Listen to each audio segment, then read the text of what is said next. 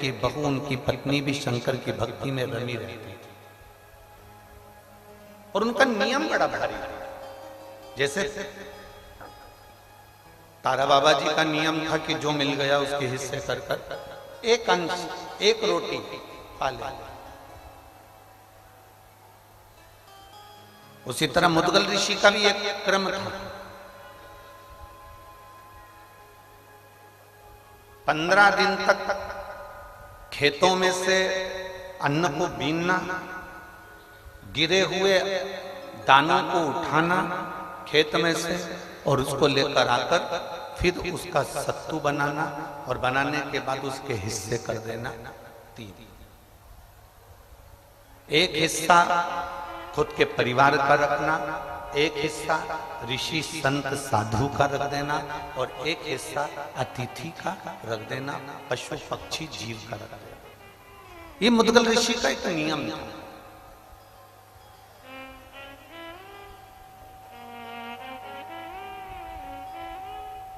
ये मुदगल ऋषि का एक नियम बना हुआ।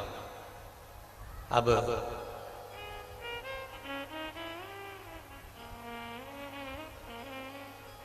15-15 दिन में जो इकट्ठा होता था उसको 3-3 दिन में थोड़ा सा भोजन करते थे। 3 दिन का नियम था, 3 दिन में ही केवल अन्न का भाग ग्रहण करते थे मुदगल बाबा। 3 दिन। एक बार कुरुक्षेत्र की पवित्र भूमि पर अकाल पड़ गया और आसपास सब दूर सूखा पड़ गया, कोई अन्न का दाना नहीं मिला, कई महीने निकल गए, ना स्वयं को कोई अन्न का दाना मिलता है, ना उनकी धर्म पत्नी को कोई अन्न का दाना मिलता है, ना बेटे को मिलता है, ना बहू को मिलता है, कुछ नहीं। आज तारा बाबा जी की जो कथा, जो बात श्री गोविंद जी ने कही कि 5 रोटी में से 1 रोटी जो थी बस वो ग्रहण करना, बाकी के एक अतिथि के लिए, एक ऋषिवर गुरुवर कोई आया, साधु सन्यासी तपस्वी साधक उपासक, उसको दे, एक जीव के लिए।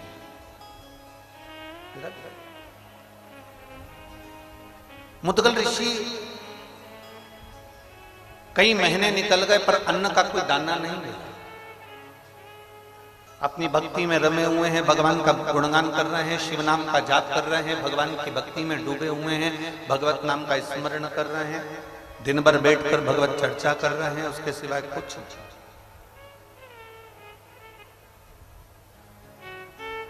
पिता शंकर का जाप करेगा ना तो चल जाएगा,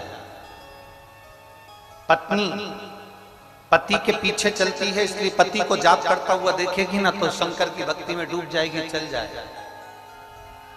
बेटा अपने माँ बाप को भक्ति में डूबा हुआ देखेंगे ना तो भक्ति करेंगे तो चल जाएगा, पर बहू जो दूसरे के घर से आती है उसको 3 महीने तक लगातार एक अन्न का निवाला ना मिले तो चलेगा?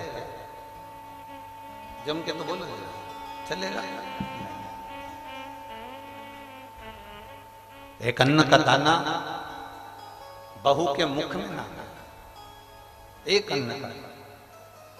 और 3 महीने जब निकल गए, 3 महीने के बाद फिर सोचा कि अब जाता हूं, किसी खेत में से कोई बीजे मिल जाएंगे, किसी खेत में से कोई अन्न का दाना मिल जाएगा तो उसको लेकर आता हूं। और खेत में गए, अन्न का दाना थोड़ा सा मिल गया, मिलने के बाद थोड़ा सा सत्तू तैयार भी हो गया। सत्तू तैयार भी हो गया तो सत्तू के फिर 3 हिस्से कर दिए और 3 हिस्से करके उसमें से थोड़ा सा, एक भाग जरा सा मिला था, उस भाग में से भी एक भाग पत्नी को दे दिया, एक भाग बेटे को दे दिया, एक भाग बहू को दे दिया और एक भाग खुद लेकर गए। खुद 2 हिस्से अलग निकाल दिए, 2 हिस्से अलग दे दिए। पशुपतिनाथ का व्रत करते हो तो कितने हिस्से करते हो प्रसाद का? कितने मंदिर में देते हो? अपने लिए कितना लेकर आते हो? एक। अब तुम अपने लिए तो एक लेकर आए हो, पर उसमें पशुपति व्रत में तो ये वर्णन है कि वो हिस्सा भी तुम्हारे को किसी को देना नहीं है। पर मुदगल बाबा जो व्रत कर रहे हैं, मुदगल बाबा जो व्रत धारण करे हैं, मुदगल बाबा, मुदगल ऋषि जो व्रत धारण करे हैं, उसमें से दो हिस्से, एक अतिथि के लिए, एक ऋषिवर के लिए, साधु के लिए, सन्यासी के लिए, जीव के लिए, जलचर, थलचर, वायुचर के लिए रख दिया। एक हिस्सा मुदगल ऋषि ने अपने पास में रखा और उस हिस्से में से भी एक भाग पत्नी को, एक भाग अपने बेटे को, एक भाग अपनी बहू को दे दिया। और इतना इतना सब सत्तू का भाग लेकर बैठे ही थे और हाथ में जल लिया ही था और प्रसाद पाने ही वाले थे। इतनी देर में शिव तो शिव है, शंकर तो शंकर है, ओघड़ी तो ओघड़ी है, शिव दयालु तो शिव दयालु है। और मेरा भोलेनाथ का एक अंश दुर्वासा ऋषि, मेरे शिव के अंश दुर्वासा बाबा उनके दरवाजे पर पहुंच गए। आवाज लगाई, ऋषिवर ऋषिवर, ए ऋषिवर। मुदगल ऋषि के कानों में शब्द गया, आसन को छोड़ा, प्रसाद को छोड़ा, बाहर गए। कौन आया?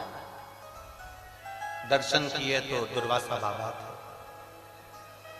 दुर्वासा ऋषि थे।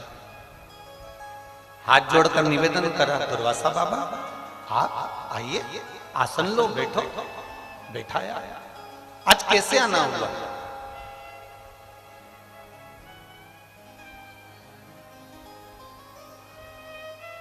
बहुत तेज भूख लग रही है, दुर्वासा ऋषि ने कहा, और पेट भरा नहीं है, भूख लग रही है, जल्दी से मुझे भोजन दे दो।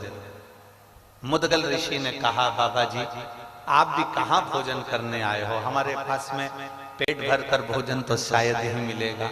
हाँ ये जरूर है कि मेरी पत्तल में जो भोजन है वो आपको दे देता हूं। 3 महीने के बाद में जो भोजन मिला था वो उठाकर मुदगल ऋषि ने दुर्वासा बाबा को, जो शंकर के, भगवान शंकर के जो अंश अवतार हैं, ऐसे दुर्वासा ऋषि को दे दिया। अब दुर्वासा ऋषि ने वो सत्तू खा लिया। खाने के बाद बोले भूख बहुत लग रही है, बहुत। अब मुदगल ऋषि किसको कहे? पत्नी ने सुन लिया, और धर्म पत्नी तो धर्म पत्नी होती है। आज के जमाने की होती तो इतनी देर में निपटा जाता। अगर मान लो आज के समय की होती ना, तो उसको मालूम है कि वो दुर्वासा ऋषि आए और इन्होंने अपना दे दिया, अपने को भी अपना देना पड़ेगा, तो उससे पहले। पर धर्म पत्नी, धर्म पत्नी, मुदगल ऋषि की धर्म पत्नी ने तुरंत अपनी पत्तल को अपने पति के हाथ में दे दिया और पति से कहा, स्वामी ये लीजिए और ये गुरुवर को दे दीजिए, वो इस प्रसाद को पा ले। पति अपनी पत्नी को देख रहा है, मुदगल ऋषि अपनी धर्म पत्नी को देख रहे हैं कि कितनी। आज मुदगल ऋषि को यह आश्चर्य नहीं हो रहा कि ये मेरी पत्नी है। आज मुदगल ऋषि को यह आश्चर्य नहीं हो रहा कि मेरे घर की बहू है। आज मुदगल ऋषि को यह आश्चर्य हो रहा है कि इसके माता पिता के संस्कार कितने प्रबल होंगे जिसने इसको जन्म दिया।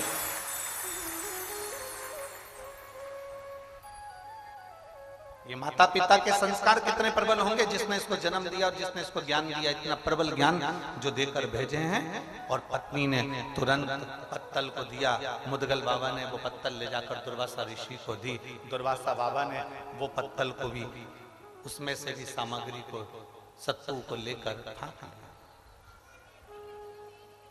अब दुर्वासा जी ने जैसे ही सत्तू को फाँका, सत्तू को खाया, खाते से दुर्वासा ऋषि फिर बोले, अरे मुदगल ऋषि, ऋषिवर पेट नहीं भरा है, बहुत भूख लग रही है, बहुत, कुछ करो व्यवस्था। मुदगल बाबा ने तो कुछ नहीं बोला, पर बेटा देख रहा था। जब पिताजी ने अपना भोजन दे दिया, माँ ने अपना भोजन दे दिया, तो बेटे ने भी कहा, पिताजी आप चिंता मत करो, ये पत्तल लीजिए और दुर्वासा बाबा को दे दीजिए। बेटे ने पत्तल दे दी, दुर्वासा ऋषि के पास में पहुंचे। दुर्वासा ऋषि उसको भी खा गए, उसको भी पा गए। और दुर्वासा ऋषि ने जैसे प्रसाद पाया, पाने के बाद में अब फिर दुर्वासा ऋषि ने कहा, बहुत भूख लग गई। बहुत भूख लग गई। अब मुदगल ऋषि ने हाथ जोड़कर कहा, गुरुवर, जो हमारे पास में था वो हमने आपको दे दिया। मेरी पत्नी के पास में जो था उसने भी आपको प्रसाद में दे दिया। मेरे बेटे के पास में जो था वो बेटे ने आपको दे दिया। पर मुदगल ऋषि तो कह रहे थे और दुर्वासा जी नैनों से इशारा कर रहे थे कि बहू के पास है, अभी प्रसाद रखा। परीक्षा कैसी लेता है भोलेनाथ। हमने पहले भी कथा में कहा, दुख जब भी आता है ना तुमको निखारने के लिए आता है। तकलीफ जब भी मिलती है ना तुमको अच्छा बनाने के लिए मिलती है। हमने पहले कथा में कहा, एक रेस का घोड़ा रेस में खड़ा होता है, उसका मालिक उस पर बैठ जाता है। घोड़े को नहीं मालूम कि मुझे रेस में खड़ा करा है, घोड़े को नहीं मालूम कि मुझे दौड़ना है, घोड़े को नहीं मालूम कि मुझे रेस में जीतना है। बस घोड़ा खड़ा है और मालिक उस पर बैठकर कोड़े से कोड़ा मारते जाता है, पिन चुभाते जाता है, मारता है, पिन चुभाता है, मारता है, पिन चुभाता है। घोड़े को बहुत तकलीफ होती है और इतनी तकलीफ घोड़े को होती है कि घोड़ा भागता है, इतना भागता है, दुनिया ताली बजाती है इसलिए कि घोड़ा आगे निकल रहा है। पर घोड़े से पूछा जाए कि तू भाग क्यों रहा है, तो घोड़े को समझ में आता है कि मुझे कष्ट इतना मिल रहा है कि मुझे दौड़ना पड़ रहा है। वो कष्ट के कारण वो दौड़, वो कष्ट इतना दौड़ा, इतना दौड़ा, इतना दौड़ा कि आखिरी में वो घोड़ा पहले नंबर पर आ गया, रेस में जीत गया। दुनिया ने सोचा कि रेस घोड़ा जीता है, और घोड़े से पूछो वो रेस नहीं जीता है। घोड़े को तो जो मार पड़ रही थी, जो कष्ट मिल रहा था, जो तकलीफ आ रही थी, घोड़ा उस तकलीफ को झेलकर दौड़ रहा था, अपने कष्ट के कारण दौड़ रहा था। इतना दौड़ा कि आगे निकल गया और रेस में जीत गया।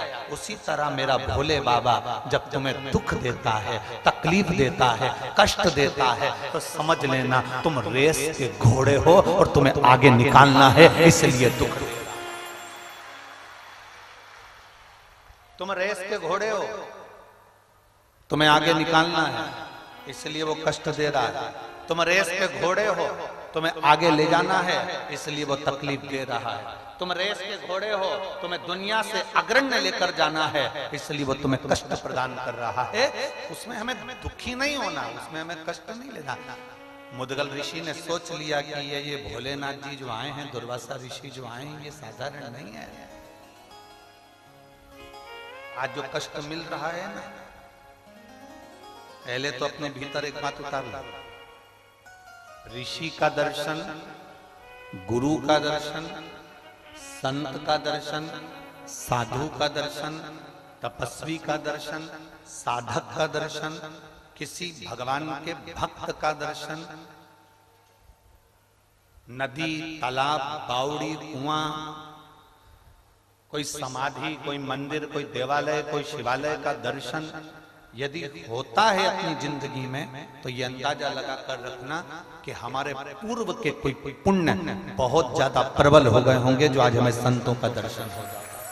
साधु जन, गुरुजन, तपस्वी जन, साधक जन जो हमको मिल रहे हैं, जो उनका दर्शन हम कर रहे हैं, कोई हमारे पूर्व का पुण्य बहुत प्रबल हुआ होगा, हमारे पुण्य का प्रबलता बनी होगी, तो हमको दर्शन का फल मिला। एक बच्चा गुल्लक भरता है, भरते जाता, जब उसको गिफ्ट की जरूरत पड़ती है तब तोड़।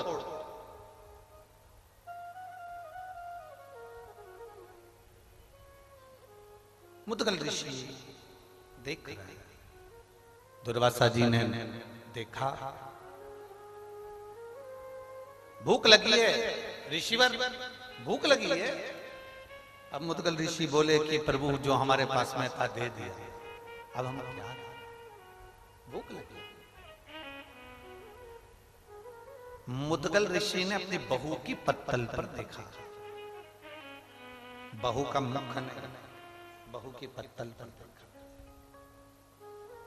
क्या देखा? बहू की पत्तल पर कि बहू की आंख से अश्रु उस पत्तल पर टपक रहा था।